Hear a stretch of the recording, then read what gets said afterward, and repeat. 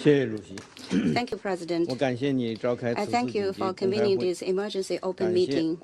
I also thank Secretary General Guterres for his statement and ASD Yancha and Director General Grossi for their briefings. Yesterday, the United States conducted strikes on 3 Iranian nuclear facilities in Fordo, Natanz, and Isfahan. China strongly condemns the U.S. attacks on Iran and the bombing of nuclear facilities under the safeguards of the IAEA. The actions of the United States seriously violate the purposes and principles of the UN Charter and international law, as well as Iran's sovereignty, security, and territorial integrity.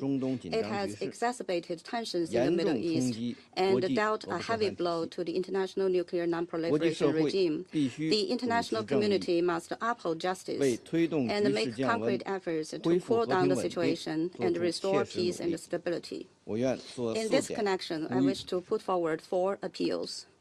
First, we call for an immediate ceasefire and ending the hostilities. In the context of the abrupt escalation of tensions in the Middle East, China is deeply concerned about the risk of the situation getting out of control. The parties to the conflict, Israel in particular, should reach an immediate ceasefire to prevent a spiraling escalation and to resolutely avoid the spillover of the war.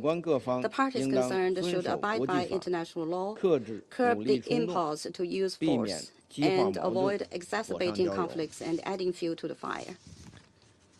Second, we call for effective protection of civilians.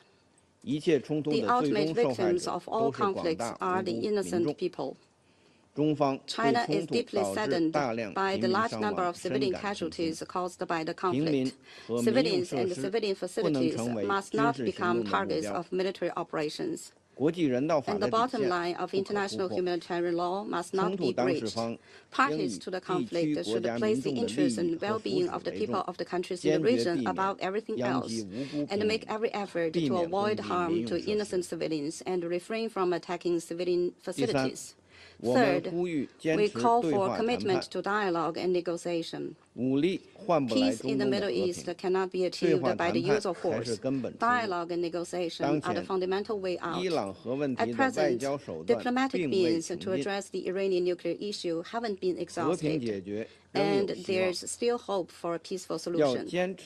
Parties should stay firmly committed to the political settlement of the Iranian nuclear issue and work to bring it back onto the track of a political solution through dialogue and negotiation, with a view to reaching an agreement acceptable to all parties.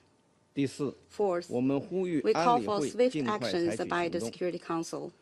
The Security Council has the primary responsibility for the maintenance of international peace and security, and cannot stand idly by in the face of a major crisis. Russia, China, and Pakistan have proposed a draft resolution calling for an immediate and unconditional ceasefire, the protection of civilians, respect for international law, and engaging in dialogue and negotiation. We hope that Council members can demonstrate their strong sense of responsibility by jointly supporting the draft resolution to enable the Security Council to fulfill its responsibilities for the maintenance of international peace and security. China stands ready to work with the international community to foster synergy, uphold justice, and make unremitting efforts to restore peace and stability in the Middle East. Thank you, President. I thank the representative of China for his statement, and I now